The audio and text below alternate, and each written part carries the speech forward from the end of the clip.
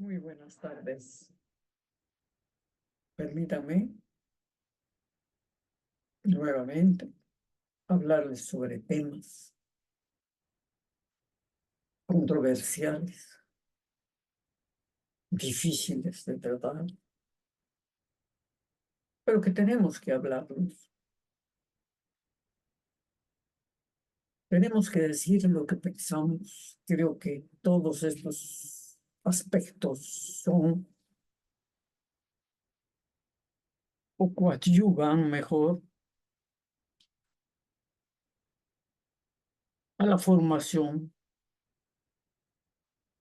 de un diálogo y de un consenso.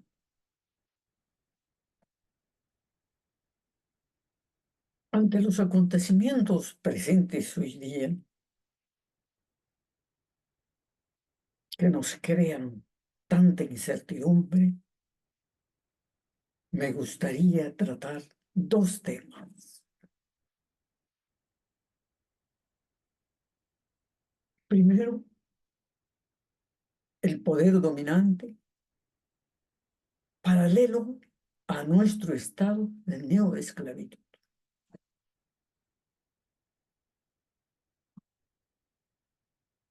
Ante los acontecimientos presentes, no es posible mantenerse callado.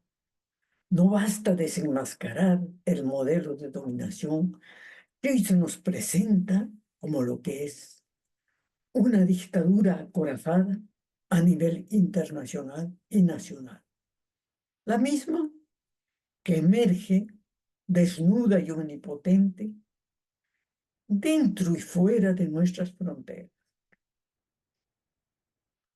como una reacción más al anunciado declive del régimen unipolar y el reinado del dólar como moneda de cambio, sumados a otros muchos factores cuya fragmentación se avisora en la OTAN, en la Comunidad Económica Europea y, lógicamente, dentro de nuestra patria, que cada día estamos más fragmentados.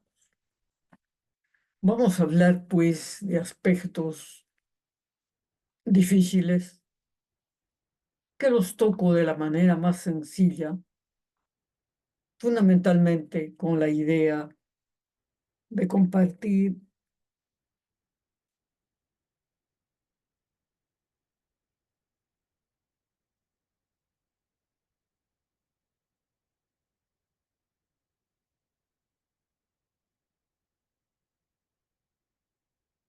y que se nos comprenda.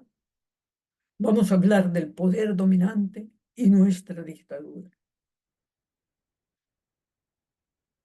Primero diremos que cada arma que se fabrica, cada buque de guerra lanzado, cada cohete disparado, significa en el sentido final un robo a aquellos que tienen hambre y no son alimentados, a aquellos que tienen frío y no tienen que vestir. Esto decía Eisenhower,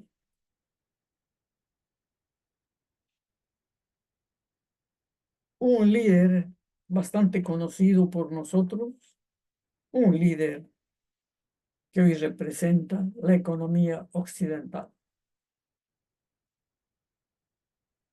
Veamos entonces cómo desde nuestra perspectiva se va abriendo este tema, producto del imperio por siglos de una ideología de dominación, llámese liberalismo, neoliberalismo, que ha creado las condiciones psicosociales y físicas que nos han obligado en calidad de ciudadanos y naciones a expresar nuestra libertad en función de las características de desarrollo de los modelos de turno. Y con ella, la impotencia política para ejercer medidas de cambio que beneficien en forma práctica el buen vivir o el bien común. Hablar del modelo de dominación mundial no solo comprende su implementación articulada al poder de las naciones, sino también de la supremacía dominante hasta hoy de Estados Unidos, que después de la disolución de la Unión Soviética nos ha impuesto sus reglas de juego. Hoy tenemos presente cerca de nuestras fronteras el cartel de los soles, no sé si ficto o real, y la supremacía de la decadencia.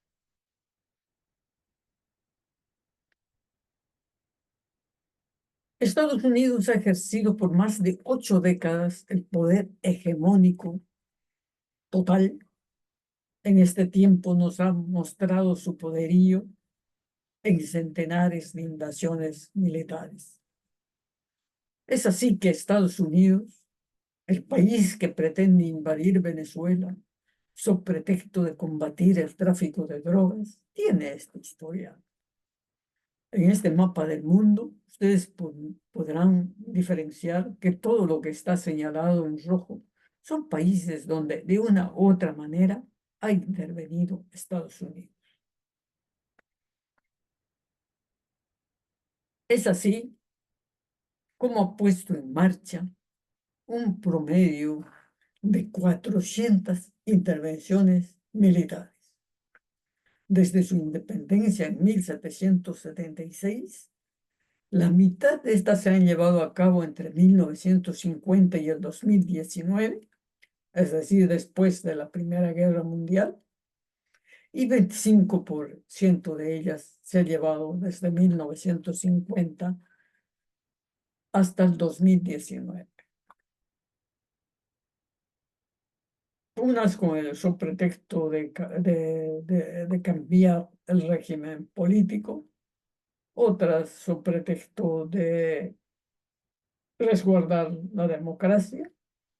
Pero veamos nomás, todo lo que está señalado dentro de este cuadro en rojo son intervenciones militares, como las que pasan en Puerto Rico, Panamá, China. Luego tenemos Corea en 1950, Cuba en 1953, Cuba en 1969, Vietnam, Indonesia, Brasil, República Dominicana, Camboya y otros. Los demás países marcados en negro son países donde ha intervenido sobre pretexto de cambiar,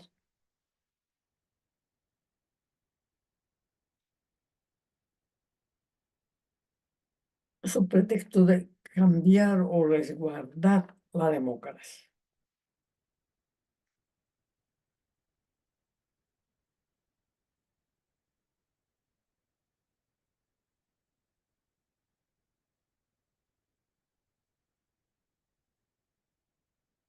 Entonces tenemos pues que en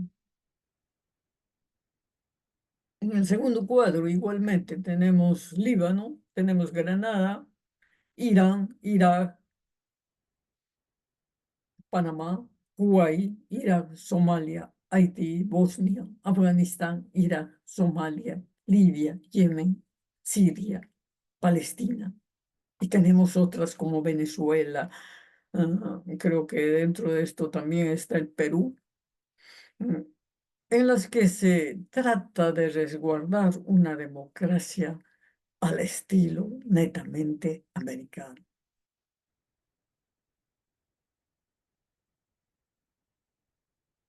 Entonces valdría la pena preguntarse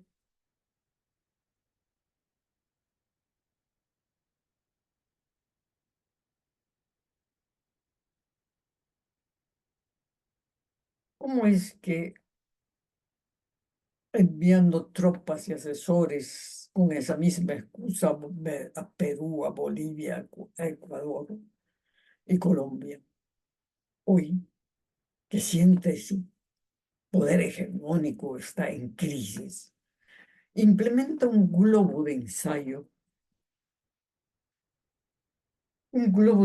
para medir la respuesta de las naciones. Un globo de ensayo que consiste en la aplicación de aranceles, la persecución temeraria a migrantes en su nación, en Estados Unidos, así como el despliegue de la fuerza y la extinción de Palestina con su aliado estratégico Israel. La respuesta a estas acciones ha sido dividida.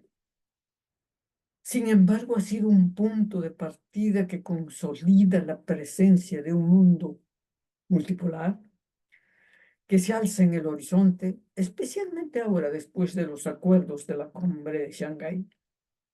En su búsqueda de fortalecer su poder hegemónico, necesita asegurarse del suministro de materia prima, como los minerales raros que existen en Ucrania, el petróleo y el oro que existe en Venezuela. Entonces deberíamos preguntarnos que después de estas jornadas, deberíamos preguntarnos cuál es la diferencia que existe entre la causa justa que en 1989 los lleva a intervenir militarmente Panamá y el cártel de los Sueles hoy contra Venezuela y Nicolás Maduro. En la primera, lógicamente, busca controlar el canal de Panamá en toda su dimensión. Y en la segunda, pretende invadir y hacerse de la mayor reserva de petróleo que existe, del oro y las tierras raras. No nos, no nos sesguemos y pensemos que Venezuela, por ser una dictadura de izquierda, o Líbano, Palestina, Guatemala o Chile, esta invasión, esta agresión militar americana es justificable. Preguntémonos desde cuándo Estados Unidos está interesada en erradicar el tráfico de drogas desde el origen y no desde el lugar de consumo. ¿Acaso no sabemos por documentación existente y nos hemos olvidado que el FBI financió sus campañas invasivas a otros países, transportando opio para crear cadenas de comercialización en los barrios afroamericanos? Yo creo que un ciudadano justo, un ciudadano de a pie, un ciudadano ilustrado,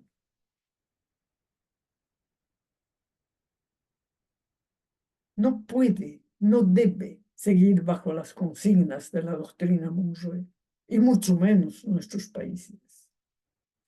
Debemos cuidar la escasa soberanía que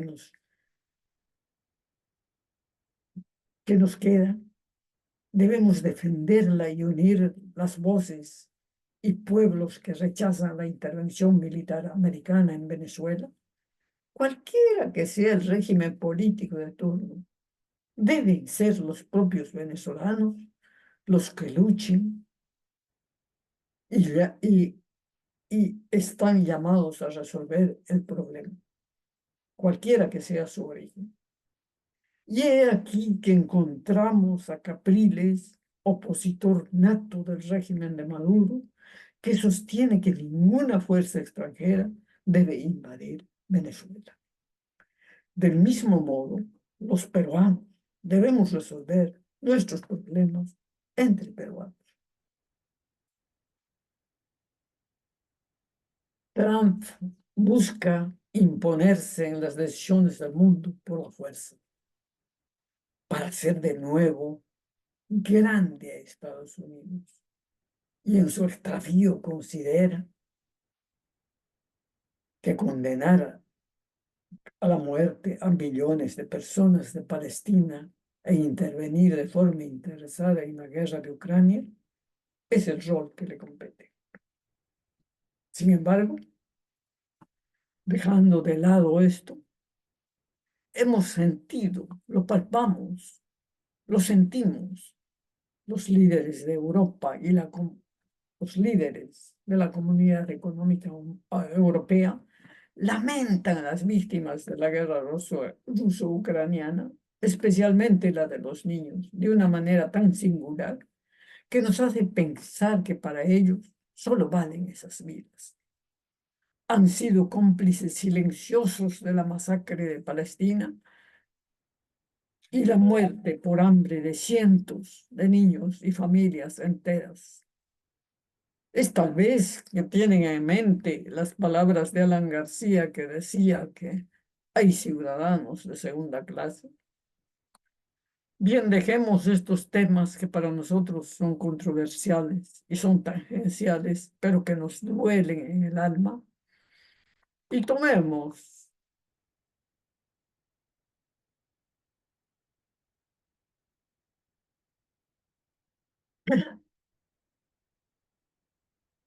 algo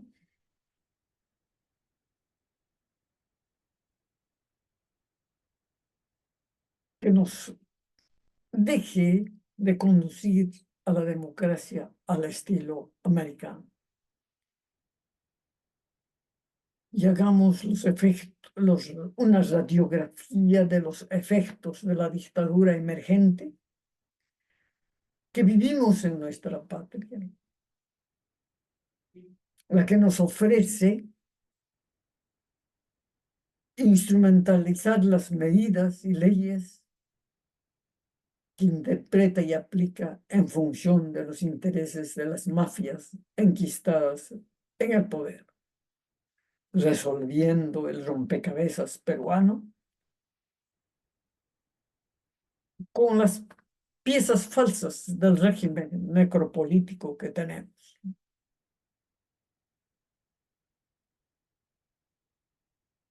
La dictadura que nos impone seguirá en curso si nosotros seguimos el curso electoral sin planificar el Perú del futuro. La dictadura emergente es producto de la corrupción sistemática, la estafa electoral y la nula representación del pueblo en los poderes del Estado. Se manifiesta en el poder, en la instrumentalización de medidas, leyes e interpretaciones en función del interés de las mafias en el poder. El Congreso ha legislado leyes para cautelar sus propios intereses, ha cambiado la Constitución en función de sus intereses y de los grupos de poder y también de las grandes mafias presentes en el Congreso. Y nos ha quitado de facto el derecho de ejercer el poder constituyente, poniendo vallas muy altas para que nosotros podamos ejercer nuestro derecho constituyente y luego ir hacia una nueva constitución. Con la sinvergüenzura que les caracteriza a los operadores del poder, nos imponen ministros cuestionados, censurados, que siguen rotando unos en los poderes del Estado, como Santibáñez, como De Martini, ya sea como asesores, como ministros, etcétera.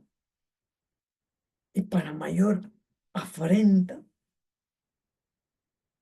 todos aquellos que fungen de ministros sin dignidad alguna para conservar el puesto, tienen el deber de elogiar, avalar y defender de singular manera a la presidenta. Por otra parte, aprueban una ley de amnistía que nos ha quitado la dignidad. Amnistía para militares juzgados o en proceso por actos de lesa humanidad, violación, asesinato.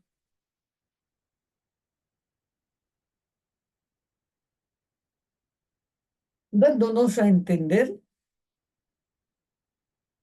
que las personas desaparecidas, violadas, todos los amnistiados, son ciudadanos de primera clase y por tanto no son tan humanos o valiosos que los que murieron en manos de Sendero y el MRTA. Esto no es posible, no podemos admitirlo.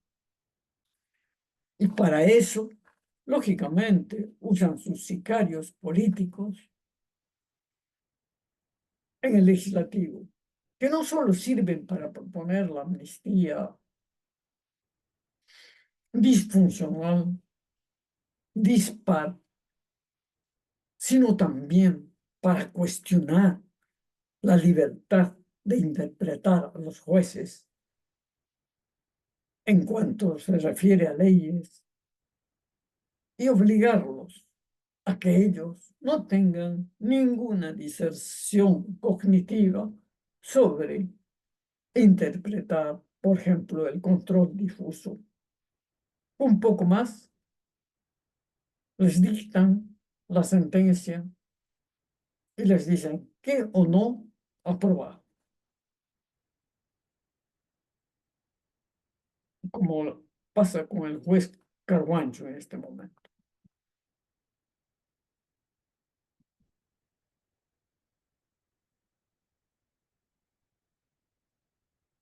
Mientras tanto, la delincuencia común ejerce el sicariato ante la actitud cómplice de las autoridades, empresas de seguridad y comercio.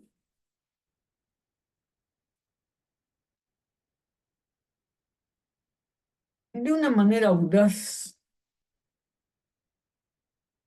se implementó el golpe de Estado, que para mí es fraguado,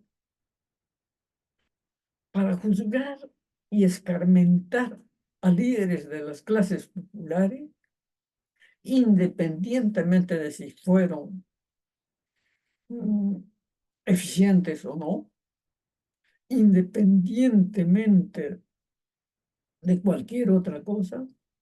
Aquí se trata de juzgar, de escarmentar a los líderes populares que se atrevieron a representarnos en el poder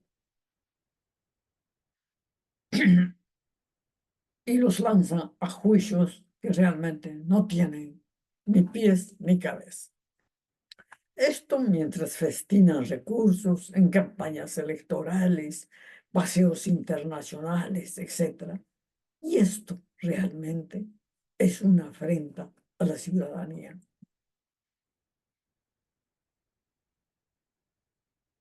Estos aspectos que pasan en el país, mientras los dueños del poder, el poder de facto, está en el Estado,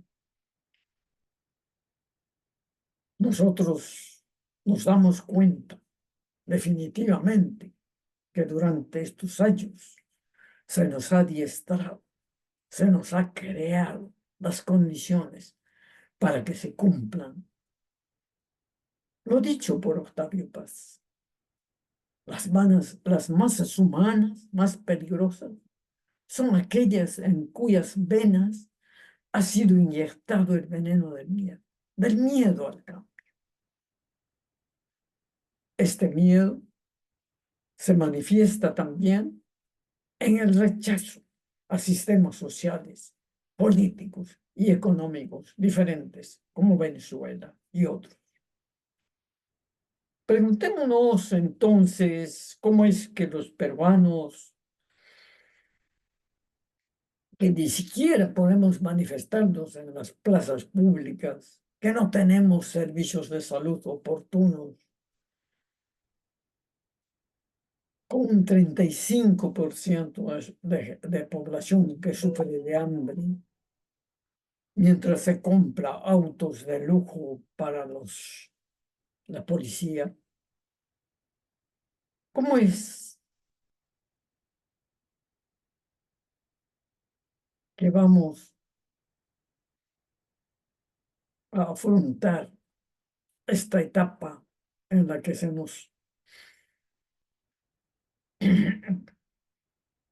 en la que no se nos permite abrazar ninguna ideología divergente o se nos impone reglas y poderes que la mayoría rechaza?